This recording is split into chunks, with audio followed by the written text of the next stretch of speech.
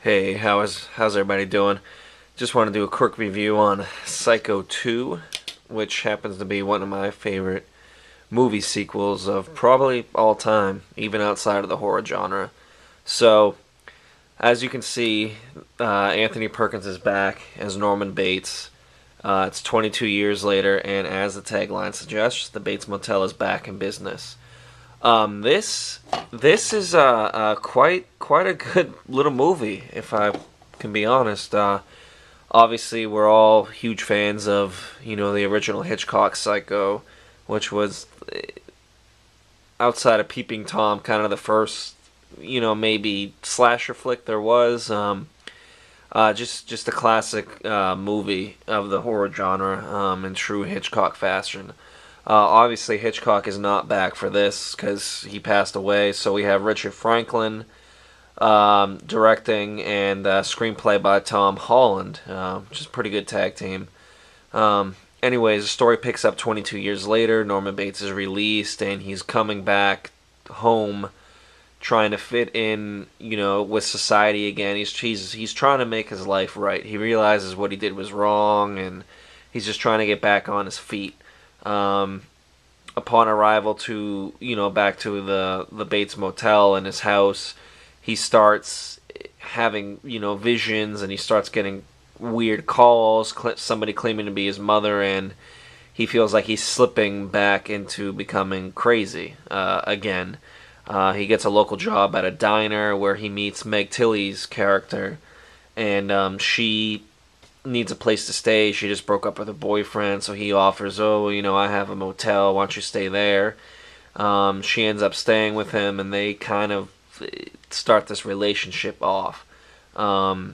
She finds out what he's been through, and it's who's doing the calling? Is it in his head? What's going on? Vera Miles is in this as Janet. She was in the first one, Janet Leigh's sister. In the first one, she's back, and she's in the very first scene, which takes place in a courthouse where she is wondering why they could release Norman Bates back into society after murdering 8 people, and including her sister. So she's part of the movie. She's actually a huge plot point in the movie.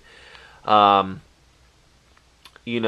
we get a couple kills. Norman Bates' doctor dies. Dennis Franz is in this, as the seedy person that the state appointed to run the hotel in Norman Bates' absence. He's kind of turned it into a party hotel, if you want to call it that. Norman doesn't like that. He's killed. I think he's the first kill in this movie, but was it Norman? What's going on? You really don't know until the ending, exactly what's going on. Vera Miles' character, she is killed. A couple kids that sneak into the house basement are also killed. It's not a huge body count, but there's definitely some pretty good kills in this movie. The script is probably my favorite part. The script is very, very strong for this movie. It actually makes Norman Bates kind of a sympathetic character, if you want to call him that, where you actually, at a point, feel for the guy, for all the stuff he's gone through, which is really, really hard to do for somebody who's essentially a serial killer, who killed their own mother and dressed up as their own mother and started killing people. I mean, and for you to get to feel for a character like that is a pretty good achievement in the script. It's just a good movie. I mean, it's nowhere near the on the same field as the first one, but it's as far as sequels goes, it's pretty good. It's got a very good vibe to it, and seeing Anthony Perkins back, I mean, it's just great. I mean, there's nobody else that can play this character but him. The only negative thing I would have to say is the ending is kind of weird. Like, you find out first of all, you find out that Norman isn't the one doing the killing. It's actually Meg Tilly, who's actually Vera Miles' daughter.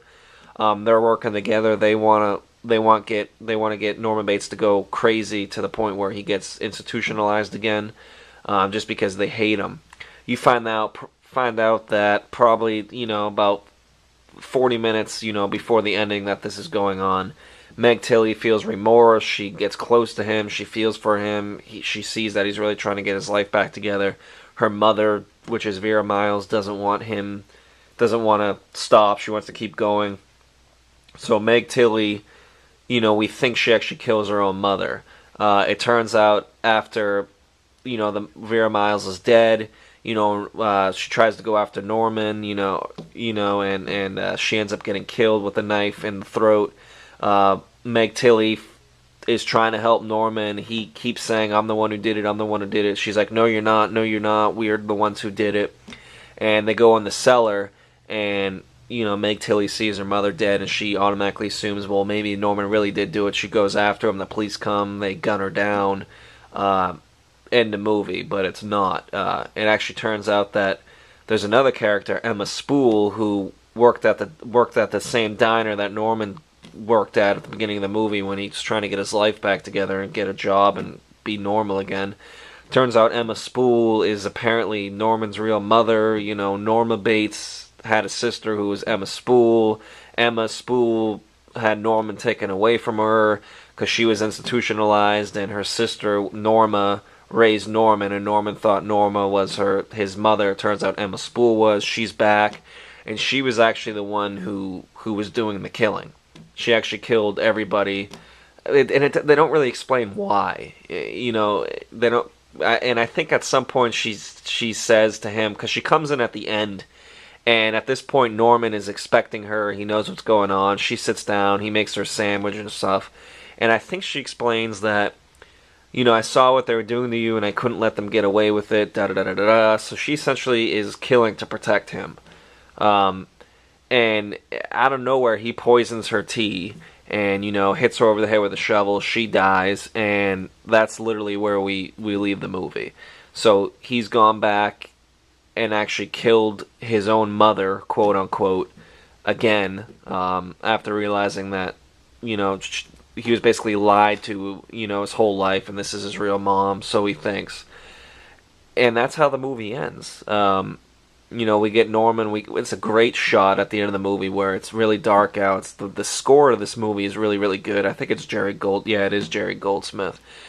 We get this creepy shot at the end where it's kind of like a sideways shot where it's got the mansion in the background. He's standing next to it, and he's essentially a silhouette.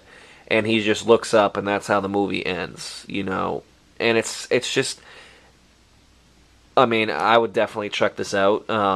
You got to go into it knowing that it's not going to be nearly as good as the Hitchcock version, and it's kind of slightly different in some aspects too, which is definitely good to have something different. But Anthony Perkins is great as always. Vera Miles is great in this. Meg Tilly is great as this, in this as well. It's got a very, very strong script by Tom Holland, which I definitely think people would like. And, people love this movie. The whole Psycho series is great, which, I'll get into a little bit later when I do the reviews of 3 and 4. And eventually I'll do the definitive review on part 1. But, definitely check this out. I would highly recommend it for anybody looking. It's not really a slasher movie.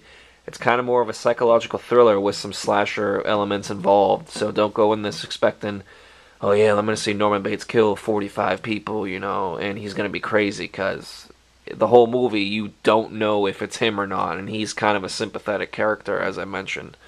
So definitely check this out. Like I said, as I started off, I think this is probably one of the best sequels in the horror genre and outside of the horror genre that's probably ever been made, in my opinion. So definitely check it out. Alright, thanks. Bye.